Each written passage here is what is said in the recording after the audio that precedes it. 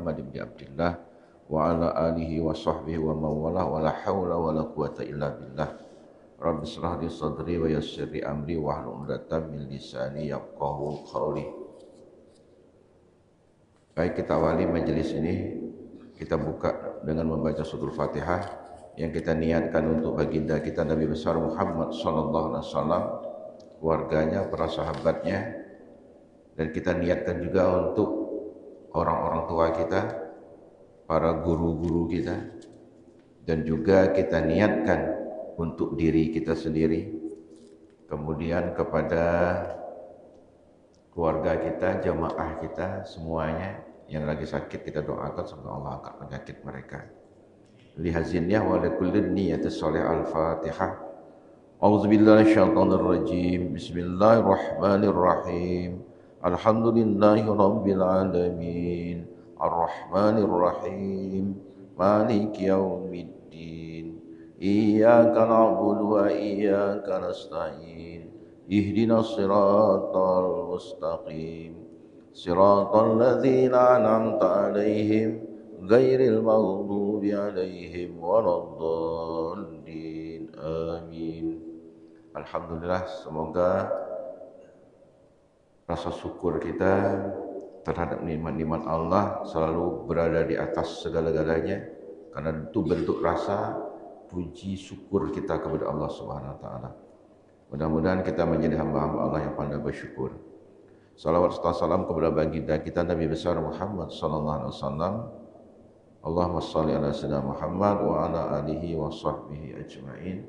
Insyaallah kita akan dipermudahkan Allah lewat Rasulnya untuk mendapatkan pertolongan baginda Rasul ketika berada di padang mahsyar nanti. Kita mohon kepada Allah agar kita dijadikan, kita, keluarga kita, jamaah kita semua menjadi ahlus syafa'ah baginda Rasulullah sallallahu alaihi wasallam. Amin Allahumma amin. Baik, di kesempatan pagi ini kita lanjut pembacaan kitab kita, kitab Hidayah Salikin. Pada pagi hari ini kita mengambil pokok bahasan Faslun fi adabis shalah. Pokok bahasan pada pembahasan tentang adab-adab salat. Kalau di fikih itu ada syarat rukun salat. Nah, di sini kita bicara adabnya, adabul ibadahnya.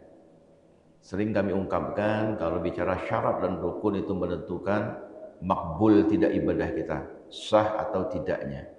Tetapi kalau kita bicara ibadah, adabnya, nah, itu bergantung kepada nilai kualitas ibadah itu. Nah, kalau dalam haji, mabrur tidaknya. Nah, seperti itu. Kalau dalam ibadah haji kan sering kita nyebut haji mabrur. Tidak pernah haji makbul. Nah, kalau makbul itu berbicara masalah syarat rukun wajib haji terpenuhi, makbul, sah. Tapi ketika mabrur, dia lebih kepada adabul ibadahnya.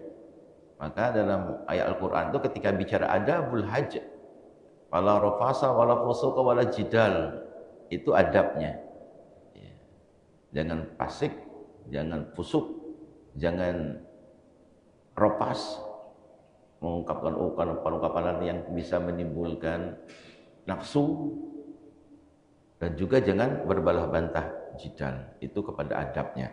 Nah, sholat juga demikian, ada adab sholat. Kita baca di awal kitabnya. Ini pasal pada menyatakan adab-adab sholat. Manakala kalian selesai bersuci daripada hadas kecil maupun hadas besar, berwudu, selesai kita dari berwudu, maupun mungkin ada pagi tadi, malam tadi mungkin ada pertempuran, maka dini hari tadi ada mandi hadas besar. Nah, selesai kita dari bersuci baik hadas kecil maupun hadas besar, kemudian kita juga mengontrol pakaian kita, badan kita, sucikah pakaian kita, sucikah badan kita, sucikah tempat sholat kita. Baik suci dari benda-benda yang najis, maupun ya kalau najisnya najis Mukhaffafah, najis mutawassithah, masih enak kita menyelesaikannya. Atau kalau bahaya, khawatir kalau hadis mughallazah, tapi tidak mungkin lah. Tapi bisa saja mungkin. Apalagi anjing di kita yang berkeliaran. BAB-nya kan menjadi najis mughallazah. Kalau bab 1 tidak mungkin dia keliaran di kota Pangkal Pinang nih. Tidak sempat dia keliaran Pangkal Pinang, tangkap kawan lah. Nah, suci pakaian, suci badan, dan suci tempat. Kenapa ditegaskan di sini ketika bicara suci badan? Karena khawatir di tubuh kita tanpa kita sadari ada terkontaminasi sesuatu yang menghalang air ketika kita wudhu ataupun ketika kita sedang mandi hadas besar. Khawatir di situ. Ya, makanya perlu ditegaskan karena itu menentukan akibatnya kepada wudhu kita sah atau tidak kalau ada air yang tidak mengalir. Banyak perkara-perkara yang bisa menghalang air di tubuh kita. Cat, tifek, kadang-kadang tidak pakai tifek lagi tapi kan, ya, itu bisa menghalang. Atau ketika kita ngecat, atau ketika kita ngelem, pakai lem pipaka, atau lem apa yang leket loh, lem Cina, apa lem Korea nama itu. Nah, itu kadang-kadang kalau ada di jari kita, di tangan kita susah melepas itu. Nah, itu kan yang bisa menghalang air ke tubuh kita. Termasuk maaf, ketika kita menggunakan zat kimiawi. Apakah kita mewarnai rambut kita, kumis kita, jenggot kita. Yang ada unsur kandungan kimiawi minyak. Itu kan menghalang. Hati-hati di situ. Kami tidak berbicara warnanya. Kalau warna sudah jelas, ada pakem tersendiri. Tapi ketika dia menghalang, airnya bahasa kita itu tidak masuk, tergelincir karena ada minyak, unsur kimiawinya. Nah, itu bisa menghalang sahnya wudhu kita tidak. Nah, jadi betapa Islam mengajarkan sebelum kita masuk kepada ibadah sholat, kita tegaskan dulu, kita kontrol dulu suci badan kita, suci pakaian kita, suci tempat kita. Maka kita khawatir kadang-kadang anak yang sering keliaran yang pakai pempes. Secara tidak langsung pada diri anak itu sudah buat najis. Ketika dia duduk di sejadah, yang tahu siapa? Orang tuanya. Kita kan tidak pernah kontrol anak itu pakai pempes atau tidaknya. Maka ketika ada orang tua bawa anaknya pakai pempes, mohonlah kita himbau. Kalau perlu ganti dulu pempes di WC sana. Sebelum dia masuk berkeliaran ya di dalam ruangan.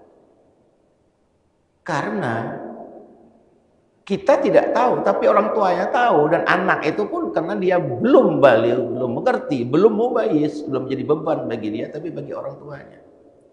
Kita seringkali mengejar pahala sholat berjamaah, tetapi mengabaikan kewajiban yang lain. Sholat berjamaah sunnah, tapi mengabaikan kewajiban, merusak ketentraman sholat berjamaah, dan juga bisa saja mengotori tempat itu sholat oleh anak kita yang berkeliaran, itu lebih besar dosanya, hanya sekedar mendapat pahala sholat berjamaah. Jadi jangan ngarep sunatnya besar, tapi hal wajibnya kita abaikan. Bukan melarang anak ke masjid, tapi kontrol orang tuanya yang dia perketat seperti itu. Kalau anaknya sudah bisa kita atur, bisa kita ajak ke masjid, kita orang tua yang tanggung jawab. Iya, jangan ingin husuk sendiri, tetapi anaknya ganggu orang lain, kehusukan orang lain. Nah, itu harus kita bisa meletakkan mana perkara sunnah, mana perkara wajibnya. Itu betapa Islam ketika hendak sholat dikontrol. Suci pakaian, suci badan, suci tempatnya. Kemudian setelah kita terkontrol dan itu kita yakin semuanya suci, maka kita kan sudah mulai setelah bersuci, pastilah berpakaian. Kalau kita bersuci di masjid kita sudah berpakaian, kita kontrol pakaian kita. Apakah sudah menutup aurat? Menutup aurat itu bukan hanya menutup secara fisik, tetapi harus dilihat. Kalau pakai kain sarung putih, tapi transparan, ya, makanya perlu kadang-kadang kalau dulu kan kita dari orang tua kita pakai span kutung, tahu span kutung enggak? Kolor kan? Kalau sekarang sih enak bahannya. Kalau dulu tuh karung gendung, masih ada gambar segitiganya. Iya. Saking mereka menjaga untuk jangan sampai aurat mereka. Karena ada berpakaian tetapi tidak berpakaian hukumnya. Seperti itu. Jadi kita jaga, maka di situ tutup auratmu. Yang laki-laki jelas pusat dan lutut. Tapi tidak mungkin kita hanya nutup bagian itu saja. Pergi ke masjid pakai kain sarung, pakai baju kaos dalam. Kaos dalam yang singlet maksudnya kan. Kalau kaos dalamnya yang masih ada lengan masih mendingan. Apakah patut? Nah, walaupun dinutup aurat, ada kepatutan di situ. Penuhi standarnya dan juga proporsional. Seperti itu. Aurat perempuan jelas, ya. Karena kita bukan perempuan, tapi kita punya istri kita perempuan, ya anak kita perempuan mungkin kan. Nah, kita kasih tahu bahwa aurat mereka ketika sholat, muka dan tapak tangan jangan ditutup. Muka dan tapak tangan. Bahkan kalau Syafi'i tapak tangan termasuk menjadi aurat tuh belakang tangan. Beda dengan mazhab yang lain. Dia hanya sampai pergelangan tangan. Maka dengan heran ketika kita berada di tanah suci, ibu-ibu sebagian cukup pakai jilbabnya, pakai kaos kaki, tangannya tuh sampai sini tadi. Yang kita perdebatkan itu ada bagian.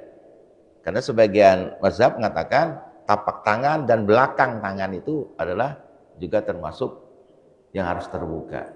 Tapi bagi kita yang Indonesia berpakaian dengan cara pakai mukena, otomatis kan nutup kan, pakai telekung bisa kita kan. Tapi alhamdulillah oleh orang Indonesia dengan berwarna-warni pakaiannya itu diikuti negara lain. Sudah mulai itu. Biasa kan Indonesia kadang-kadang ibu-ibunya pakai kadang ciri khas, pakai mukena, kemudian ada selendang yang diikat bagaimana sehingga berwarna-warni. Itu jadi tren sekarang. Maka ketika umroh tuh warna-warni ketika umroh, ketika tawaf itu. Ya. Baik, kemudian kita lanjutkan. Jadi aurat tertutup, ya jelas kalau perempuan. Kemudian ketika itu mungkin kita di rumah selesai sholat, selesai wudhu itu kita ingin menyempurnakan dengan sholat sunat wudhu. Nah, maka pada saat itu mungkin kita di rumah atau di masjid, kita wudhu di masjid, hadapkanlah diri kita dalam posisi berdiri betul ke arah kiblat. Nah, ketika kita menghadap arah kiblat, di kitab ini dianjurkan paling tidak kita melindungi diri kita dari gangguan setan. Dalam kitab Marakil Ubudiyah, Imam Nawawi juga disebut setan khinzib. Walaupun ada mengatakannya khanzab, sama maksudnya. Cuma berbeda harkat saja, ada menggunakan kasrah, ada menggunakan fathah. Khinzib atau khanzab. Maka paling tidak tamengkanlah dirimu dengan surah An-Nas. Walaupun ada tambahan. Sebagian ulama menambahkan dengan Rabbi a'udzubika min hamazatis syayatin wa a'udzubika rabbi yahdurun. Al-Mu'minun ya. Apa surah apa itu? Al-Mu'min ya. Boleh. Kenapa? Ketika sholat tuh ada setan yang pasti akan mengganggu. Bahkan di tempat lain ada bacaannya a'udzubika min waswasatil khanzab. Aku berlindung dari gangguan setan khanzab. Wudu ada setannya yang kita kenal dengan setan walhan. Sholat sama ada setannya. Maka paling tidak kita tameng diri kita. Kalau di kitab ini baca olehmu surah An-Nas sampai akhirnya untuk membentengi diri kita dari gangguan setan. Itu adab ya, bukan rukun, bukan syarat, bukan wajib, adab. Ya. memenuhi etika. Nah, seperti itu. Ketika kita beribadah, terutama dalam sholat. Tameng dirimu dengan surah An-Nas sampai akhir, agar gunanya terpelihara dari gangguan setan yang membuat was-was perasaan kita. Maka dijelaskan, ketika was-was itu ada setan was-was. Maka kata-katanya min was-wasatil khanzab, dari gangguan setan khanzab. Nah, ketika kita menameng diri kita saat itu, hadirkan hatimu kepada Allah dan kosongkan hatimu dari was-was segala pekerjaan dunia dan juga aktivitas kita menyangkut urusan. Engkau tilik dengan mata hatimu seolah-olah adalah engkau di hadapan Tuhanmu, karena Allah Ta'ala tiada menerima ibadah salat seseorang hambanya itu melainkan dengan hadir hati kepadanya, khusyuk yang tetap segala anggota serta hadir kepada Allah Ta'ala, dan hudu yakni hadir hati. Maka sering kami ungkapkan ada 4 unsur. Ada beribadah ketika kita mulai mendegakkan diri kita, kita menghadapkan kepada arah kiblat hendak sholat. Kemudian kita hadirkan hati kita, maka disebutlah dengan hudur. Jangan sampai hati kita lalai. Khusyuk itu kalau di dalam kitab Marqul Ubudiyah oleh Imam Nawawi ada kata lain khusyuk itu, ukul. Ukul itu khusyuk itu berhubungan dengan pikiran. Kalau hudur bersentuhan dengan hati. Ketika kita menameng diri kita dari gangguan setan, pikiran kita khusyuk. Khusyuk itu kan apa? Untuk menghindar kealpaan dalam sholat. Karena bisa saja kita sholat itu menjadi alfa.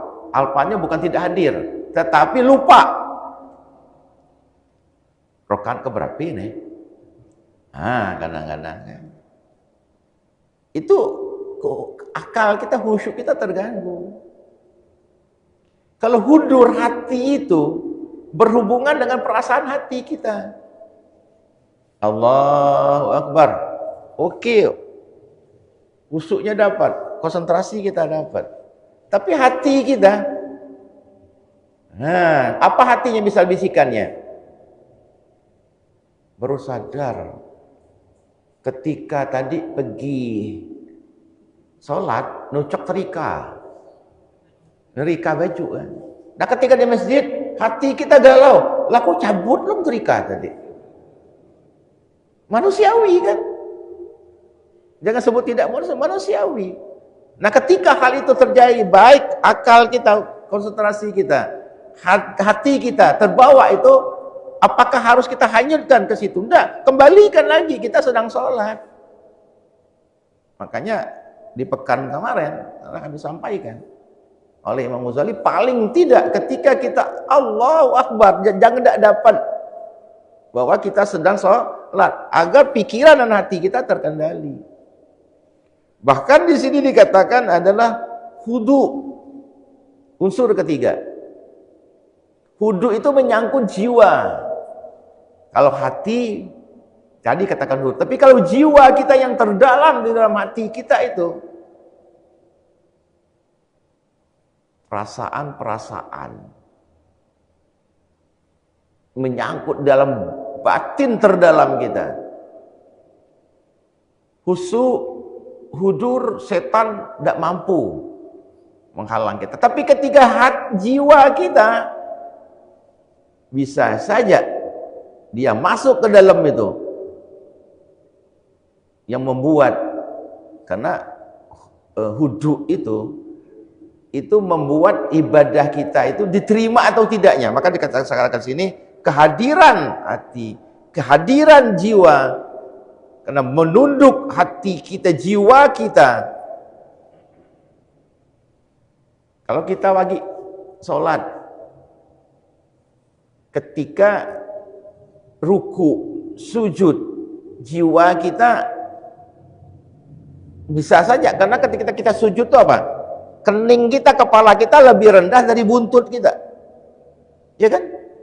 Tetapi kita tidak menjadari sujud kita itu hanya anggota tubuh. Maka ada ungkapan bijak di iklan dekat jalan tuh. Anda berbisik di bumi, tetapi didengar di langit. Kan ada ungkapan seperti itu. Bagus iklannya itu. Iya. Berbisik di bumi, tapi didengar di langit. Jiwa. Ada lagi satu prasarat raga kita, maka disebut dengan tawaddu. Khusyuk, huduk dan tawaddu. Itu adabnya. Anggota tubuh kita, maka di sini kita mulai dari bicara masalah tawaddu. Maka ketika kita sudah lengkap 4 itu tadi, kita mulai mengangkat tangan setelah kita niat sudah ada belum? Belum. Lapas niat yang ada kita ucapkan di awal. Bagi yang pakai usul itu kan lapas niat, belum niat. Hanya untuk membangun apa? Membangun kehusyuan, membangun kehadiran hati kita, menandakan bahwa kita hadir dengan jiwa yang tunduk dan anggota tubuh yang tawadhu. Kita pandu agar konsentrasi kita dapat. Lapas niat. Tetapi ketika niat, di sini dikatakan antara alif Allah dengan Ra Akbar, disitulah tempat niat kita. Allahu Akbar. Harus dapat. Solat apa? Solat subuh ngikut imam cukup. Tidak usah Allah sahaja aku solat subuh 2 rakaat menghadap kiblat. Itu bukan niat. Itu ungkapan hati namanya. Beda. Niat itu kan lintasan hati. Allahu Akbar. Nah, ketika ngangkat Allah Akbar, adab secara fisik. Di sini dikatakan, angkat tanganmu, buka ujung jarimu selurus ujung telingamu. Bagaimana kalau ngangkat begini? Ada, tetapi bukan untuk laki-laki, untuk perempuan. Jangan baca hadisnya peruntukannya, angkat tanganmu sejajar dada. Itu untuk perempuan. Bukan untuk laki-laki. Kalau laki-laki tetap angkat. Bahkan angkat. Ya tapi karena kita berjamaah rapat, dan mungkin kita nyibeng kawan jam ya kan. Sigong kawan kelak kan. Ya sederhana saja. Angkat terbuka. Ya kalau dulu kita lagi kecil-kecil dulu, angkat tangan, hands up. Iya kan? Galak-galak perang tuh kan. Tapi egi kalimat kan. Udah susah dengar lagi. Nah, sekarang kedengar berarti kan hands up katanya kan. Kalau kita nyebut dah hands up, tapi kan hands up maksudnya kan. Nah itu angkat tangan, penyerahan diri kita. Jadi ketika ngangkat itu tidak sembarangan ngangkat. Itu menyangkut adab ya, walaupun ada yang angkat tangan, kita usah berdebat. Ini adab ketika kita bicara bahwa di kitab ini ngangkat tangan itu bagian dari adab ibadah. Dan ngangkat tangan pun tidak sembarangan. Allah Akbar. Tidak juga. Ya kan, seperti itu. Ada etikanya, adabnya seperti itu. Maka ketika pada saat kita takbiratul ihram, kita pun berdiri. Di sini dikatakan berdiri itu antara telapak kaki kita, antara kanan dan kiri maksimal sejengkal. Maka kami lu ingat ketika mungkin bagi yang pernah tinggal, yang berjemaah di Permuti dan Al-Badar, ada namanya muallim kita, guru kita Zainal Abidin, ya, ditinggal di Jalan Mentok. Ingat betul kami, ketika kami disuruh berdiri betul, disuruh berdiri kami praktek. Bagaimana prakteknya? Berdiri betul itu kaki kita sejajar dengan pundak kita. Bagaimana kalau ada konsep begini? Maka diguyonnya, itu bukan berdiri betul, tapi kuda-kuda untuk bersilat. Jadi bukan sholat, tapi bersilat katanya. Kita diajarkan seperti itu. Bagian dari adabul ibadah. Berdiri betul. Kaki kita sejajar dengan pundak kita. Seperti itu, saking mereka menjaganya. berdiri betul. Itu bagian dari adab, tapi kalau ada kawan buka, jangan disalahkan. Cuma kalau bagi kita sebagian, kami sendiri, kadang-kadang risih ketika kaki kita bersentuh sama yang lain. Mengganggu pikiran dan hati kita kadang-kadang. Iya, ada. Makanya, janganlah kita berpikir untuk kepentingan kita, tapi berpikirlah dengan tetangga kita. Ya kita berjamaah kan ada tetangga nih. Ya, jangan mikir hanya untuk ke pribadi kita saja. Ya. Kalau orang sudah nyingkir kakinya, jangan didekati lagi. Ya sudah, kan kawan tetap risih, terganggu berarti kan seperti itu. Iya, makin nyingkir makin dibukanya. Nah, itu bahaya. Ujung-ujung anak nyelip dari bawah kita kan. Ya guyon saja ya.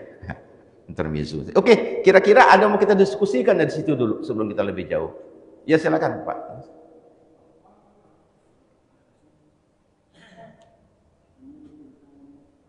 Ya silakan kalau ada. Hah? Kurang jelas kami maklum nih. Bisa bantu tak kasih mic nih? Ada mic mana satunya biar jelas. Oh ini. Oke. Kita sambil jalan kalau ada hal yang mengganjal taruh jauh. Ya silakan.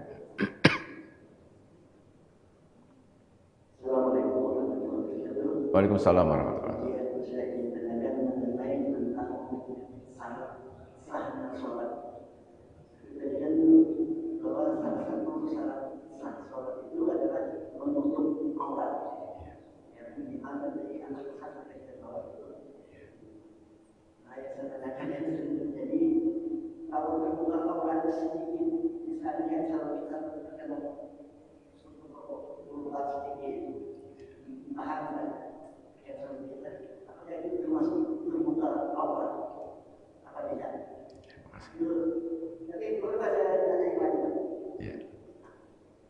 Kemudian ada hal-hal mengenai masalah al-wahid yang saya masih kurang jelas, yaitu mengenai sifat Allah wahdatnya, yaitu salah saya sifatnya anak semua. Itu kiranya menjelaskan dulu Ustaz.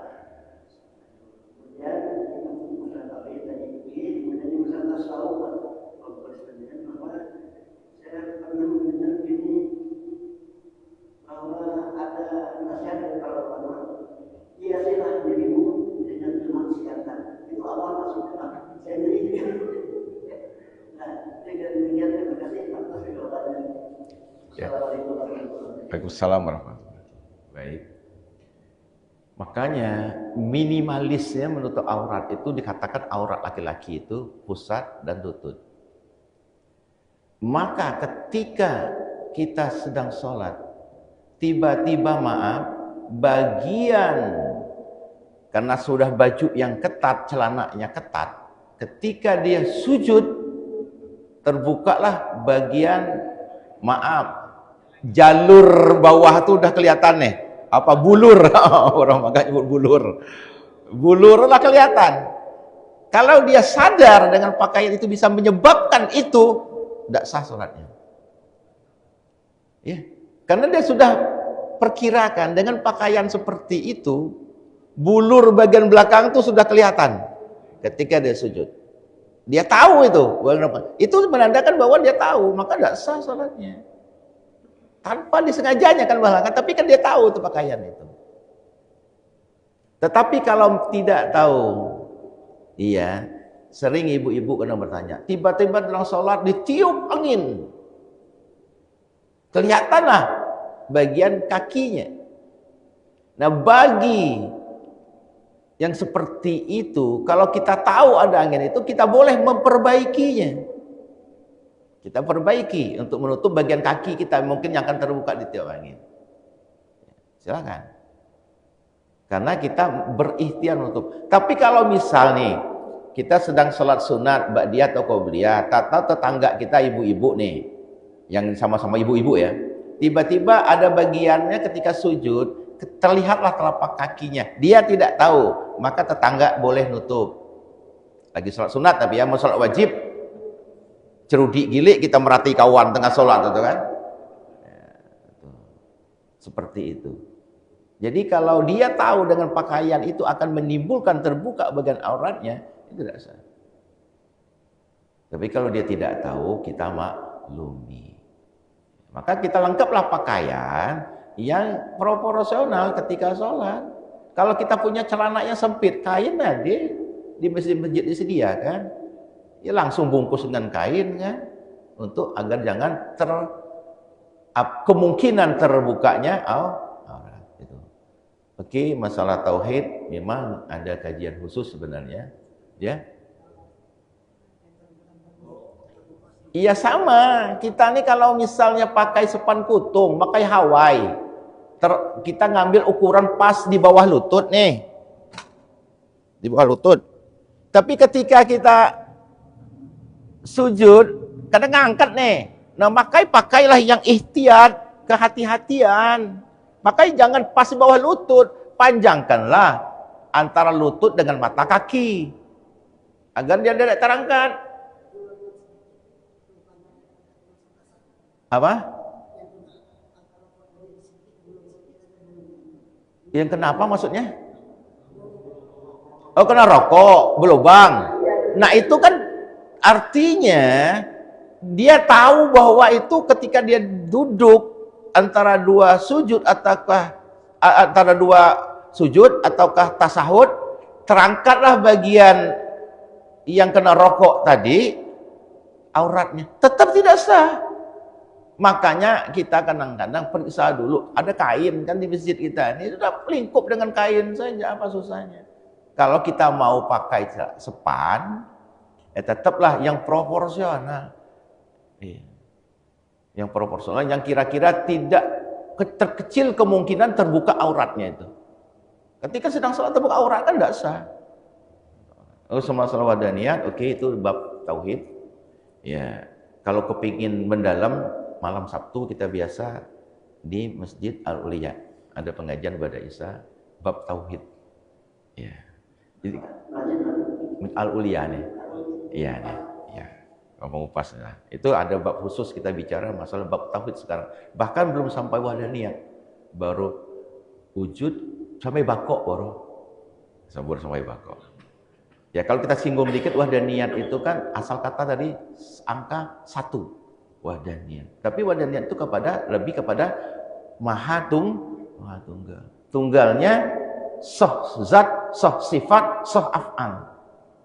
Apa maksudnya? Tunggal zatnya, tunggal sifatnya, tunggal af'alnya. Maka dalam bahasa tauhidnya soh zat, soh sifat, dan soh af'al. Tapi mungkin terlalu lebar jauh nanti kalau kita urai. Seperti itu. Hiasi dirimu dengan maksiat. Orang ini kadang-kadang dalam metodologi ngajar, kalau disuruh itu lambat. Yuk sholat lambat. Yuk kita main gap cepat. Akan jentung. Hiasi dengan maksiat. Maksudnya apa?